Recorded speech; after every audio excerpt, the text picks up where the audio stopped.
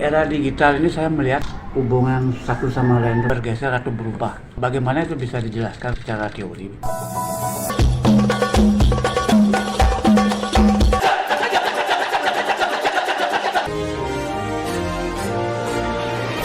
Terima kasih atas responnya. Ya, betul. Kita hidup di era di mana dunia digital bukan lagi sekadar ruang interaksi, tetapi sudah menjadi ruang eksistensi. Sebelumnya, manusia hidup untuk bekerja, berkarya, dan berinteraksi secara nyata. Namun kini manusia hidup untuk ditonton, di-like, di-share, dan seterusnya. Di mana setiap orang bisa mengekspresikan diri, tampil di depan layar. Namun di balik kebebasan itu ada sesuatu yang pelan-pelan hilang, yakni kedalaman hubungan manusiawi. Hubungan kita memang semakin terhubung secara teknologi, tapi semakin jauh secara emosional. Nah, terkait hal ini, ada 4 situasi atau kecenderungan perilaku manusia modern dewasa ini yang menarik sekaligus mengkhawatirkan, terutama jika menyadari bahwa kita selaku manusia makhluk sosial yang pada dasarnya membutuhkan kehadiran, empati, serta relasi sosial secara nyata. Yang pertama adalah alienasi digital. Manusia modern tampak terhubung kemana-mana, tetapi sejatinya terputus dari makna perjumpaan yang sebenarnya. Kita berkirim pesan setiap detik, namun kehilangan percakapan sejati. Nongkrong bersama kini berarti duduk melingkar dengan kepala menunduk ke layar ponsel. Nah, di sini terjadi fenomena pubing, yakni mengabaikan orang di sekitar demi hanya fokus pada ponsel di tangan. Teknologi yang dirancang untuk mendekatkan justru menambah jarak secara sosial. Kita saling hadir secara individual di dunia maya virtual, tetapi absen secara emosional. Inilah wajah pertama keterasingan manusia digital. Nah, yang kedua adalah fenomena digital narcissism atau narcis digital. Istilah narcissism berasal dari mitos Yunani kuno, yakni kisah Narcissus, seorang pemuda yang jatuh cinta pada bayangannya sendiri. Dan Freud memberi makna psikologis yang lebih dalam. Narcissism adalah penarikan energi cinta dari dunia luar ke dalam diri manusia sendiri. Kita bukan sekadar menampilkan diri, tetapi mengeksploitasi identitas diri agar menarik algoritma.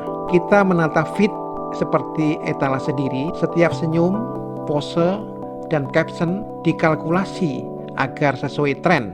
Harga diri pun diukur lewat jumlah likes dan followers. Inilah narsisisme yang dikapitalisasi. Hubungan sosial berubah menjadi performa visual. Semakin sering tampil, semakin terasa eksis, meski sebenarnya kian kosong. Yang ketiga adalah fenomena opium of the masses versi digital atau digital opium. Karl Marx menulis pada tahun 1844 bahwa agama adalah candu rakyat. Jika Marx hidup di hari ini, mungkin ia akan berkata, media sosial adalah candu baru bagi manusia modern. Kita mencari ketenangan bukan lewat doa, tetapi lewat scrolling tanpa akhir. Rasa gelisah disembuhkan dengan hiburan instan, bukan refleksi batin. Setiap notifikasi memberi energi atau membuat kita lebih betah dalam lingkaran candu digital. Padahal yang kita konsumsi hanyalah potongan realitas yang tersusun secara algoritma.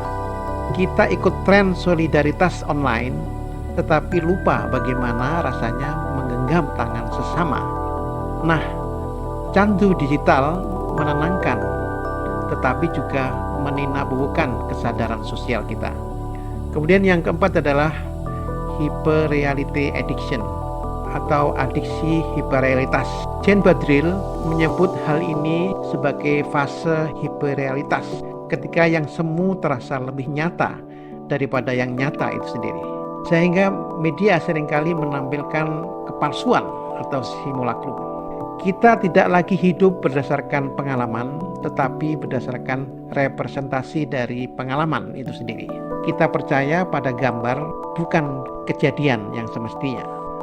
Realitas kini hanyalah konten.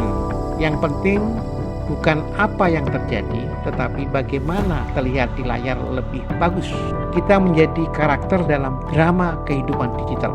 di mana segala sesuatu harus tampak sempurna, bahagia, dan estetik. Namun di balik semua itu banyak jiwa yang sebenarnya lelah, sepi, dan kehilangan makna. Itulah 4 fenomena yang mengiringi perkembangan dunia digital hari ini. Nah, barangkali Marx mungkin akan berkata, manusia modern tidak hanya bersaing dari pekerjaannya, tetapi juga dari dirinya sendiri di dunia digital hari ini. Dan Baudrillard akan menambahkan, kita tak lagi hidup di antara manusia, melainkan di antara representasi diri yang tak pernah berhenti tampil. Dunia digital memang membuka peluang luar biasa, mendidik, menghibur, bahkan menyatukan. Namun tanpa kesadaran kritis, kita bisa terjebak dalam dunia simulasi yang menipu. Maka gunakanlah media sosial secukupnya. Biarkan ia jadi alat, bukan sebagai tuan. Karena pada akhirnya yang paling manusiawi bukanlah seberapa viral kita di dunia maya, melainkan seberapa nyata kita hadir di dunia yang sesungguhnya.